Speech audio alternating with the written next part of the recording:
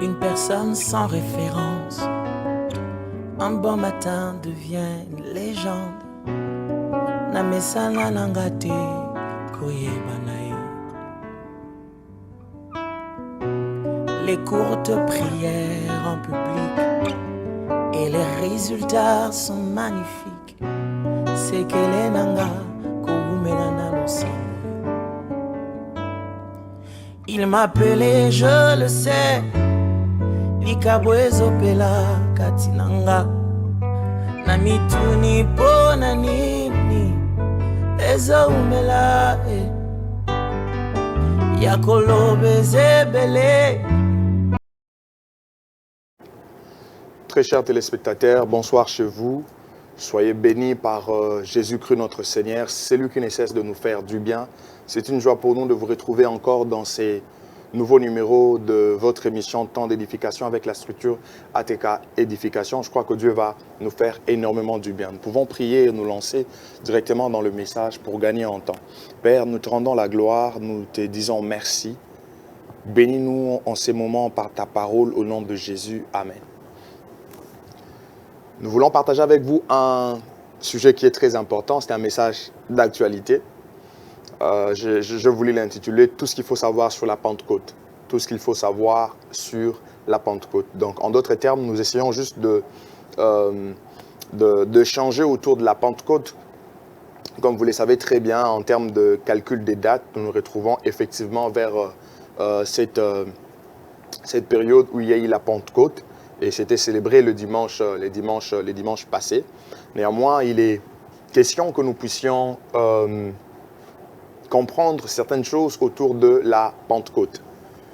Premièrement, j'aimerais nous dire que la Pentecôte, en fait, c'est une fête. C'est une fête parce que chez les Juifs, il y avait plusieurs fêtes. Vous pouvez voir, il y avait la fête de la Pâque. La Pâque qu'on a expliqué l'autre fois. Donc, la Pâque, ils célébraient la Pâque pour commémorer leur sortie de l'Égypte. Il y avait la Pentecôte, il y avait la fête des tabernacles ou des convocations qui étaient célébrées comme une action de grâce pour la récolte. C'était un temps où le peuple habitait les cabanes, ainsi de suite, ou pour commémorer la vie dans les déserts. Il y avait aussi, chez le juif, il y a aussi ce qu'on appelle la fête de trompette. En dehors de la fête de trompette, vous avez la fête de la dédicace qui est célébrée pour commémorer la consécration du temple après sa profanation par les Syriens, notamment à l'époque d'Antiochus Épiphane. Mais en dehors de ça, vous aviez aussi la fête de Pourim chez le juif pour commémorer la libération de ces peuples d'entre les mains d'Aman au temps d'Esther. Donc, autrement, nous voulons simplement dire que le juif était un peuple, c'est un peuple qui est rattaché aux fêtes, rattaché aux célébrations, et il y en a plusieurs. Mais parmi ces fêtes, parmi ces célébrations, nous retrouvons ce qu'on appelle aussi la Pentecôte. La Pentecôte fait donc partie de fêtes juives. Donc lorsqu'on parle de fêtes chez les Juifs, on parle aussi de la Pentecôte. Néanmoins, en s'attardant sur l'expression Pentecôte, ça veut dire 50e. Donc lorsqu'on parle de la Pentecôte, ça veut dire 50e. Un peu plus loin, vous allez comprendre encore cela parce que vous pouvez le voir notamment dans Actes chapitre 2, le verset 1er. Là, on nous parle de la Pentecôte, je vais revenir. Mais chez les Juifs, lorsqu'on parle de la Pentecôte, on peut aussi utiliser l'expression semaine. Donc, c'est ainsi que la fête de la Pentecôte est aussi appelée fête de semaine. On l'appelle aussi fête de la moisson ou encore le jour de la moisson. Évidemment, si vous regardez Exode chapitre 23, le verset 16, Exode chapitre 34, le verset 22 et Nombre chapitre 28, le verset 26. C'est la deuxième des solennités annuelles après la Pâque. Donc, et ça intervient avant la fête des tabernacles. Chez les Juifs, il y avait d'abord la Pâque. Après la Pâque, il y avait la Pentecôte. Après la Pentecôte, il y a la fête des tabernacles. Et lors de cette fête de la Pentecôte, tout le monde devait se présenter devant les sanctuaires. On suspendait même tout ce qu'il y a comme travail. Donc, le peuple devait se présenter devant les sanctuaires. Notamment, si vous lisez Lévitique chapitre 23, le verset 17 à 20 et verset 21, vous prenez aussi Deutéronome chapitre 16, le verset 10. Notamment, c'est par rapport au contexte de cette fête de Pentecôte que Moïse a dit au peuple que tu ne te présenteras pas à main vide devant l'Éternel. Quoiqu'aujourd'hui, on donne plusieurs interprétations, mais le vrai sens, c'était d'abord lié à la Pentecôte. Là, nous venons de nous mettre quand même dans le bain pour la compréhension de ces concepts Pentecôte. Mais alors, si c'est une fête juive, la Pentecôte durait combien de temps chez les Juifs? Ça prenait combien de temps lorsqu'il y avait la fête de Pentecôte? La fête ne durait qu'un seul jour, sauf pour le Juif qui était à l'étranger ou qui était hors du pays, qui prenait 2 jours pour célébrer la fête de Pentecôte. Donc ça prenait un seul jour, parce que chez les Juifs, il y a de célébrations ou de fêtes qui peuvent prendre plusieurs jours. Il y en a d'autres qui peuvent prendre une seule journée, comme la Pentecôte. Mais pour la Pentecôte, c'est qu'il y avait l'exception d'en faire pendant 2 jours. C'était celle-là qui était hors d'Israël. Et lors de la Pentecôte, ou même pendant les autres fêtes, comme pendant les autres fêtes, le Juif avaient cette habitude où ils avaient cette recommandation de pouvoir faire des dons aux pauvres. C'est très important et très capital, notamment lorsque vous regardez Deutéronome chapitre 16, le verset 11 à 22, on en parle. Mais qu'est-ce qu'on commémorait au fait? Lorsqu'il y avait Pentecôte, qu'est-ce qu'on était en train de commémorer? C'était une fête juive, oui. Ça prenait une seule journée, oui. Mais qu'est-ce qu'on était en train de commémorer? Les Juifs commémoraient la Pentecôte. Dans la Pentecôte, en fait, la Pentecôte servait aux Juifs de pouvoir commémorer le don de la loi. Donc, c'était une commémoration du don de la loi, le don que le Seigneur leur avait fait en leur donnant la loi par Moïse. Et ils faisaient cette célébration-là au moyen de la fête de la Pentecôte. Mais la Pentecôte ne reste pas seulement une fête juive.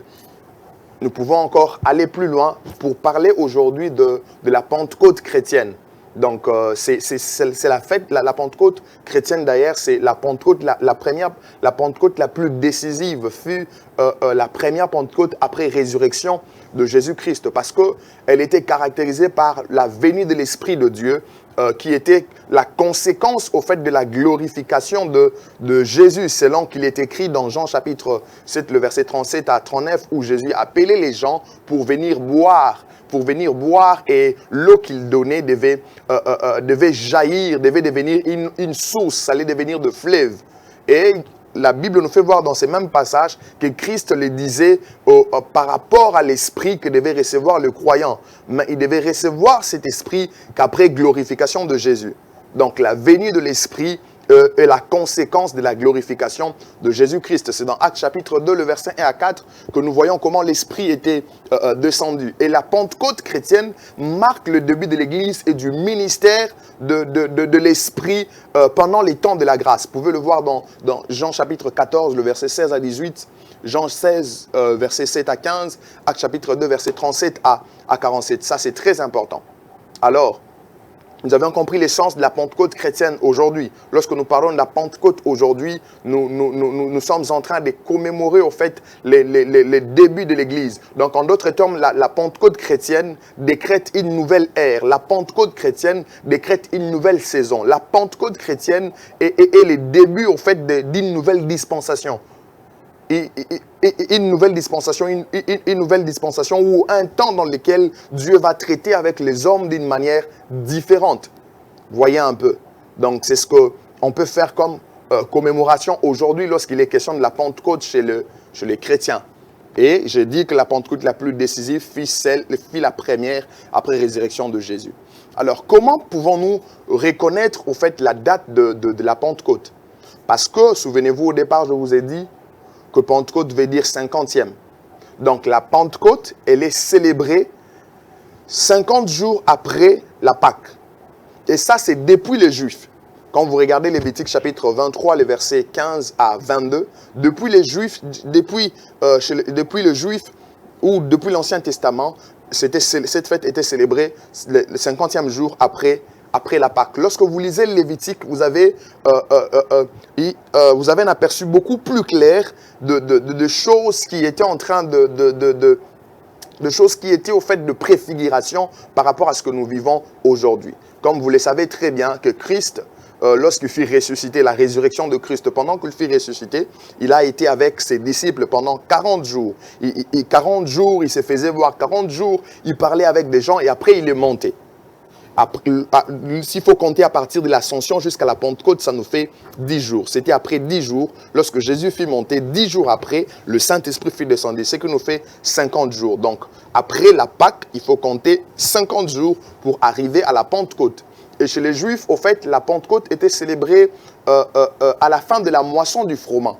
La moisson du froment, c'est une sorte de blé. Donc, c'était les 6e jours du mois, c'était les 6e jours du 3e mois. Le 3e mois qui est considéré chez eux comme étant le mois de Sivan. Et chez nous, c'est le mois de juin. Vous voyez. Et aussi, on peut se poser la question de savoir, mais bon, est-ce que les chrétiens peuvent-ils célébrer la Pentecôte? J'aimerais vous dire qu'en lisant les Saintes Écritures, il n'y a pas une obligation ou il n'y a pas une interdiction formelle dans la Bible. Il n'y en a pas. Au contraire, lorsque vous lisez Romains chapitre 14, le verset 56, la Bible dit « Tel fait une distinction entre le jour, tel autre les estime tous égaux, que chacun ait en son esprit une pleine conviction. Celui qui distingue entre le jour agit ainsi pour le Seigneur. Celui qui distingue entre le jour agit ainsi pour le Seigneur. Celui qui mange, c'est pour le Seigneur qu'il mange, car il rend des actions de grâce à Dieu. Celui qui ne mange pas, c'est pour le Seigneur qui ne mange pas, il rend grâce à Dieu. Vous voyez? Donc, ce passage nous donne une sorte de neutralité. Quoique dans le contexte, il était beaucoup plus question du jour du sabbat.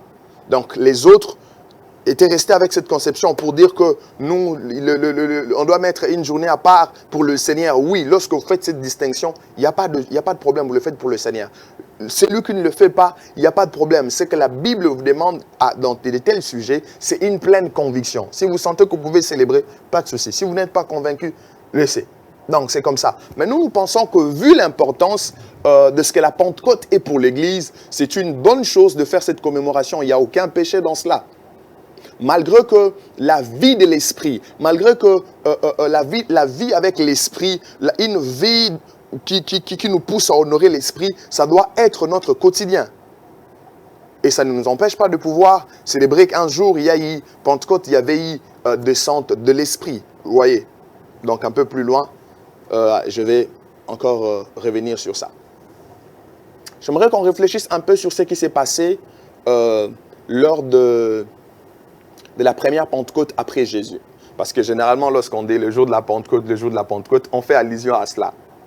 Quoiqu'on oublie que la Pentecôte était célébrée d'une année à l'autre. Donc, voilà pourquoi je disais que c'était la Pentecôte la plus décisive. Au fait, le jour de la Pentecôte, le Saint-Esprit était descendu.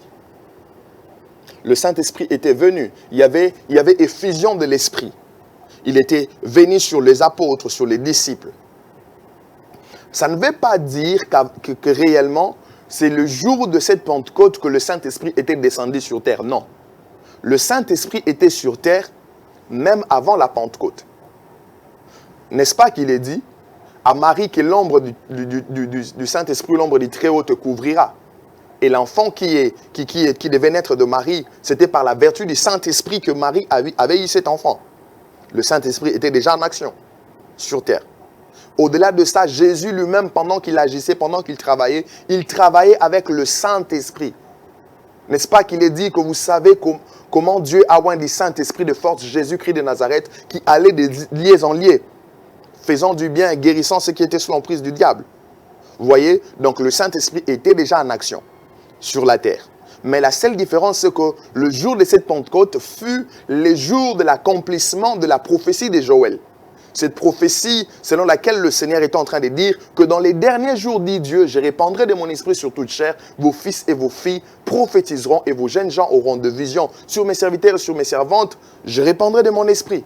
Et vos vieillards verront le songe. Donc, le Saint-Esprit avait changé sa façon de travailler. Parce qu'avant, il n'avait pas d'habitation dans l'homme. Mais dès ce jour de la première Pentecôte après la résurrection de Jésus, le Saint-Esprit commençait maintenant à habiter dans l'homme.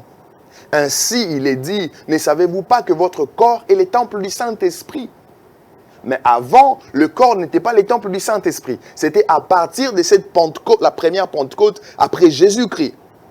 Donc, il y a eu effusion de l'Esprit. Mais pendant qu'il y avait effusion de l'Esprit, les disciples se mirent à parler en d'autres langues. Les disciples se mirent à parler en d'autres langues. Parler en d'autres langues. Selon ce qui est écrit dans Actes chapitre 2, versets 1 à 4, que vous pouvez lire chez vous à la maison. Parce qu'on dit qu'ils étaient tous ensemble, tout à coup il vient du ciel, un bruit comme celui d'un vent impétueux qui remplissait toute la maison. Et des langues semblables à des langues de fées leur apparurent, séparèrent chacun les unes des autres. Ils se mirent tous à parler. C'était quelque chose qui était arrivé le jour de la Pentecôte. Et aujourd'hui, les parlants d'autres langues et même les signes du baptême dans le Saint-Esprit. Pas besoin de faire de controverse là-dessus. Lorsque Dieu nous donnera le temps, nous allons y revenir pour expliquer ça. Avant de chuter, j'aimerais nous dire aussi que pendant ces temps où les disciples parlaient en d'autres langues, à vrai dire, le miracle de la Pentecôte n'était pas dans la bouche de celui qui parle, mais c'était plutôt dans les oreilles de celui qui entend.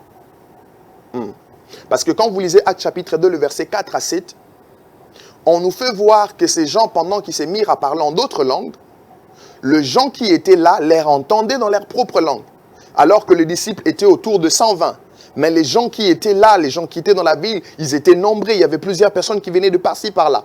Pensez-vous que si le miracle était dans la bouche de celui qui parle, c'est-à-dire celui qui parle, en train de parler par exemple anglais, et les autres qui écoutent, ou les autres qui écouteront l'anglais et que chacun a une seule langue. Est-ce que ça allait suffire pour que tout le monde puisse les entendre parler dans leur propre langue? Non. C'est-à-dire qu'ils parlaient en langue, ils parlaient de choses qu'ils ne savaient pas, des choses qu'ils ne connaissaient pas. Et c'est ceux qui entendaient qui pouvaient entendre dans leur propre bouche. C'est-à-dire, toi, je parle en langue, quelqu'un entend dans sa langue maternelle, l'autre entend, mais moi, je parlais une fois. En fait, c'est ce qui s'est passé le jour de la Pentecôte. Et aujourd'hui, on veut nous dire, non, lorsque vous parlez en langue, il faut seulement qu'il y ait quelqu'un qui interprète. Non, non, ça prouve qu'on n'a pas mieux compris les choses. Parce que dans le domaine du parlant d'autres langues, lorsque c'est un message, c'est là qu'on a besoin de l'interprétation.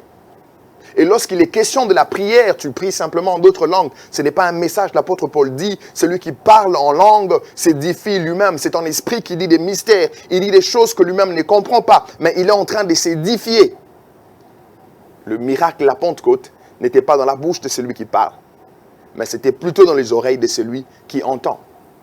Et lorsqu'on parle de parler en langue comme message, c'est ce que l'apôtre Paul utilise dans 1 Corinthiens chapitre 12 comme étant la diversité des langues. Comme étant la diversité de langues. Il y a eu des choses qui se sont accomplies à la Pentecôte pour le bénéfice de l'Église. Je conclue en nous disant ceci. N'attendez pas toujours le jour de la Pentecôte pour honorer le Saint-Esprit. N'attendez pas toujours le jour de la Pentecôte pour vivre la vie de l'Esprit. N'attendez pas seulement le jour de la Pentecôte pour parler en d'autres langues. Non. J'aimerais vous dire, chaque jour, parlez, priez en d'autres langues. Chaque jour, priez en d'autres langues. Montez en esprit. Vivez la vie de l'esprit chaque jour. N'attendez pas seulement le jour de la Pentecôte. Dans vos églises, dans vos maisons, priez, prophétisez. Vivez la vie avec l'esprit. La Bible dit, attachez-vous aux choses d'en haut et non à celles qui sont sur la terre. Attachez-vous à ces choses. Vivez la vie de l'esprit chaque jour. Continuez dans cette vie. N'attendez pas seulement. Quelqu'un vous dira, non, dans une église, on s'est dit, c'est le jour de la Pentecôte. C'est en ce moment qu'on veut des manifestations spirituelles. Non, on en a besoin chaque jour. Le Saint-Esprit n'est pas une fête, mais le Saint-Esprit est le Seigneur, c'est lui qui conduit l'Église. Nous devons l'honorer chaque jour. Je prie que Dieu vous fasse du bien, que le Saint-Esprit vous affecte et que vous puissiez vivre dans une profonde intimité et communion avec lui. Soyez bénis chez vous.